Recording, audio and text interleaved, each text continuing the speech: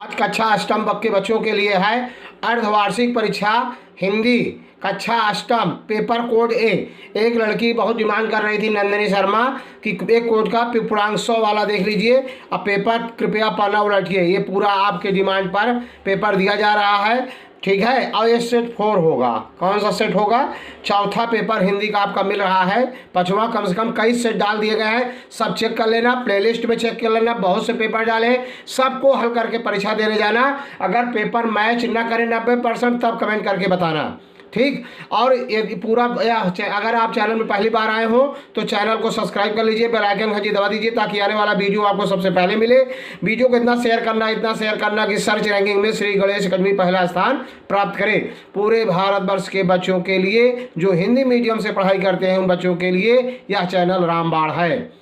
देख रहे, पहला क्वेश्चन है निम्नलिखित गद्यांश का संदर्भ प्रसंग सहित व्याख्या। सच्चे वीर पुरुष, देख रहे पूरा दिखाई दे रहा है, पूरा पढ़ेंगे बहुत बड़ा हो जाएगा। आवाज़ें बंद हो जाती हैं, इसका संदर्भ प्रसंग व्याख्या करना है। तो सच्चे वीर का देख लीजिए, एक आया है पहले, इसका देख लीजिए निम्नलिखित पद्यांश का। तो ये 5वें पृष्ठ पर किताब पर है, हमारे किताब में। इसको देखते हैं 5वां पृष्ठ पे। ये है सच्चे वीर, पूरा पाठ का सारांश आपको दिखा दे रहा हूँ। देख लीजिए पूरे पाठ का सारांश, मतलब कहानी टाइप, ऐसे पूरा अर्थ लिख देंगे। अब संदर्भ कैसे लिखेंगे आप देखेंगे। संदर्भ आप लिखेंगे प्रस्तुत गद्यांश में लेखक ने, प्रस्तुत गद्यांश हमारी पाठ्य पुस्तक प्रज्ञा के सरदार पूर्ण सिंह द्वारा लिखित निबंध सच्ची वीरता नामक पाठ से लिया गया है। प्रसंग, प्रस्तुत गद्यांश में लेखक ने सच्चे वीर के गुणों का वर्णन किया है। फिर ये नीचे व्याख्या किया गया है, फिर दूसरा व्याख्या है। इस तरह पूरे पाठ का व्याख्या है जो सारांश के रूप में दिया गया है। इसी के आधार पे आप पूरा लिख सकते हैं जहाँ जो आया है, देख रहे हैं ना, पूरा का पूरा छोड़ेंगे, एक भी क्वेश्चन नहीं। अगला है वरदे वीणा वादिनी वरदे प्रिय स्वतंत्र स्व अमृत मंत्र नव भारत में भर दे। देख रहे हैं ना, ये कौन सा पाठ का है? पहला पाठ का है, वंदना वाला पाठ जो है, देख रहे दिखाई दे रहा है। पहले संदर्भ कैसे लिखेंगे देख लीजिए। प्रस्तुत पद्यांश हमारी पाठ्य पुस्तक प्रज्ञा के वीणा वादिनी वरदे नामक कविता से ली गई है। इस पाठ के रचयिता सुविख्यात कवि सूर्यकांत त्रिपाठी निराला हैं। प्रसंग, इसके में कवि ने सरस्वती माँ की वंदना की है। व्याख्या, फिर नवगति, दूसरा व्याख्या देख लीजिए। फिर पूरा का पूरा आप ऐसे किसी संदर्भ प्रसंग लिख करके व्याख्या लिख देंगे। तीसरा है प्रश्नोत्तर है। अब प्रश्नोत्तर देखिए इसमें तो में एक करना था, अथवा लिखा गया है ना, चाहे वो करना था चाहे कविता वाला, दो में एक करना, मैंने दोनों दे दिए, टाइम वेस्ट किया, चलो ठीक है। फिर दूसरा, वीणा वादनी वरदे कविता में भारत के लिए क्या वरदान मांगा है? पहला, तो देखिए पहला प्रश्नोत्तर है, आपको दिखाई दे रहा है, कविता में भारत के लिए क्या वरदान मांगा है, बिल्कुल आपको प्रश्नोत्तर मिल गया। दूसरा क्या है भाई, छोड़ेंगे नहीं, दूसरा क्या है इसमें का? दूसरा है श्यामू ने भोला के सामने कौन सा रहस्य खोला? श्यामू ने भोला के सामने कौन सा रहस्य खोला? अब इसका क्या लिखेंगे? 3 पृष्ठ पर है, ये देख रहे हैं, श्यामू ने भोला के सामने कौन सा रहस्य खोला, पूरा का पूरा ऐसे लिख देंगे। तीसरा क्वेश्चन है इसमें का, तीसरा हो गया, दूसरा हो गया। तीसरा है श्यामू ने जवाहर भैया से कागज पर काकी क्यों लिखवाया? ये 4 पृष्ठ पर है, 4 पृष्ठ पर हमारे किताब में है, देख रहे हैं ना। श्यामू ने, आपको दिखाई दे रहा होगा, श्यामू ने जवाहर भैया के सामने कागज पर काकी क्यों लिखवाया, देख रहे हैं ना, पूरा पूरा उत्तर आपको दिखाई दे रहा होगा। अगला है सच्चे वीर पुरुष में कौन कौन से गुण होते हैं? सच्चे वीर पुरुष में कौन कौन से गुण होते हैं? 6 पृष्ठ पर है, सच्चे वीर पुरुष में कौन कौन से गुण होते हैं, ये देख रहे हैं ना, सच्चे वीर पुरुष में कौन कौन से गुण होते हैं, पूरा ऐसे लिखना है। अगला है, फिर है अगला है बादशाह द्वारा जान से मारने की धमकी मिलने पर, देख रहे हैं, गुलाम ने क्या कहा, ये भी देख लीजिए, इसी में है। लेखक ने वीरों को देवदार वृक्ष के सामने क्यों बताया है, ये भी आया है। लेखक ने वीरों को देवदार वृक्ष के समान क्यों बताया है। और 6वां है बादशाह लेखक ए है, बादशाह द्वारा जान से मारने की धमकी देने पर गुलाम ने क्या कहा? पूरा उत्तर आप देख रहे हैं। फिर इसके बाद है अगला क्वेश्चन, लेखक ने वीरों को देवदार के वृक्ष के समान क्यों कहा है? पूरा आप देख रहे हैं। तो लेखक ने वीरों को देख रहे हैं, लेखक ने वीरों को देवदार वृक्ष के समान क्यों कहा है? पूरा आंसर देख रहे हैं। एक बार फिर से देख लीजिए शुरू से, पेपर आपको कहीं मिस तो नहीं हुआ कि कोई छूट गया हो, पूरा दिखा दे रहा हूँ।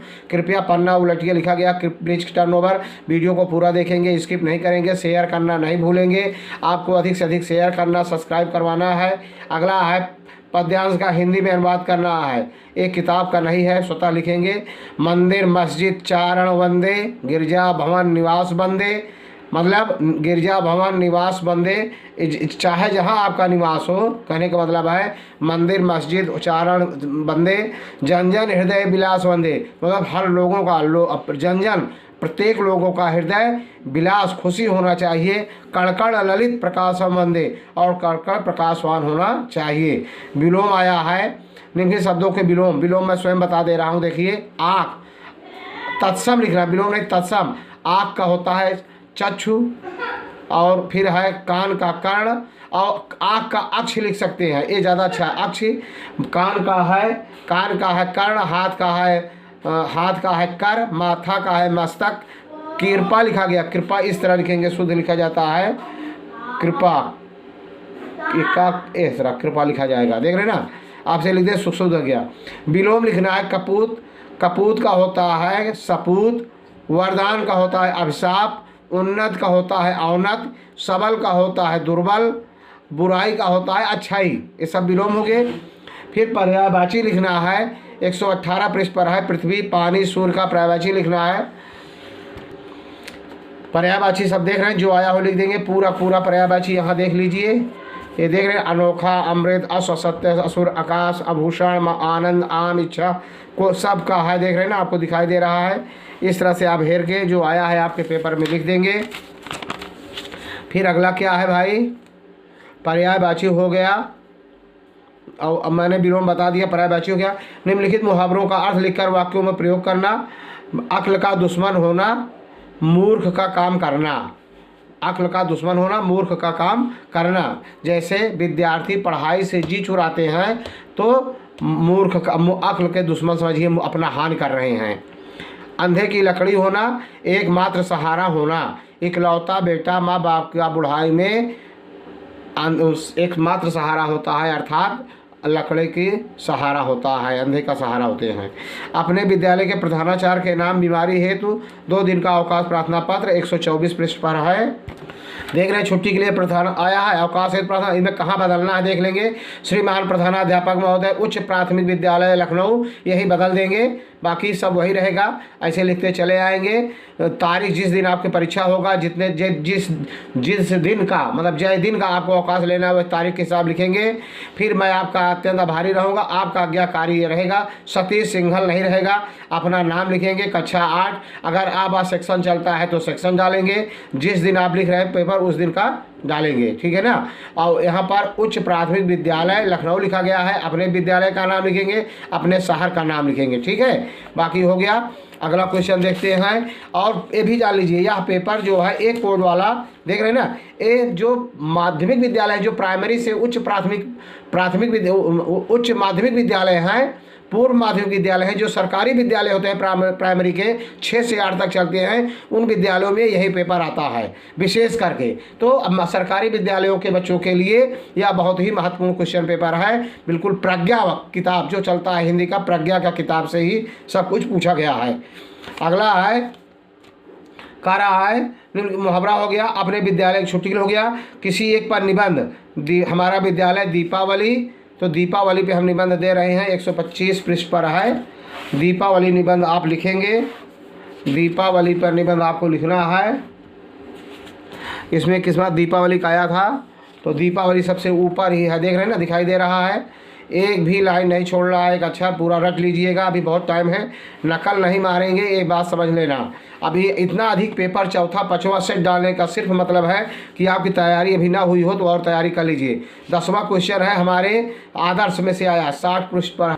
देख रहे हैं हमारे आदर्श का सावित्री नामक पाठ का सारांश मैं आपको दिखा रहा हूँ। पूरा ऐसे लिख देंगे, छोड़ेंगे नहीं एक भी लाइन। एक बार आप देख लेंगे, पढ़ लेंगे, जितना याद हो जाए उतना लिख देना। थोड़ा अपने आप बढ़ा चढ़ा करके पूरा नंबर मिलेगा, मिस नहीं करना है। अगला क्वेश्चन क्या है, संज्ञा अथवा सर्वनाम की परिभाषा। पहले संज्ञा वह शब्द होते हैं, संज्ञा कह रहा है, संज्ञा किसी व्यक्ति वस्तु स्थान के नाम को संज्ञा कहते हैं, जैसे मोहन, रामायण, आगरा आदि। किन्हीं 5 शब्दों के अर्थ लिखिए। राव, कलुष, करुण, कोहराम। 1 पाठ से 5 पाठ 3 पाठ तक का आपके किताब से लिख लेंगे। रव माने होता है आवाज़। इसका पूरा पाठ 1 का देख लीजिए, इसी में से आपको लिख देना है। या देखिए आया हुआ है रव। अब इसमें देख लीजिए, इतना जो आया होगा मिला लेंगे।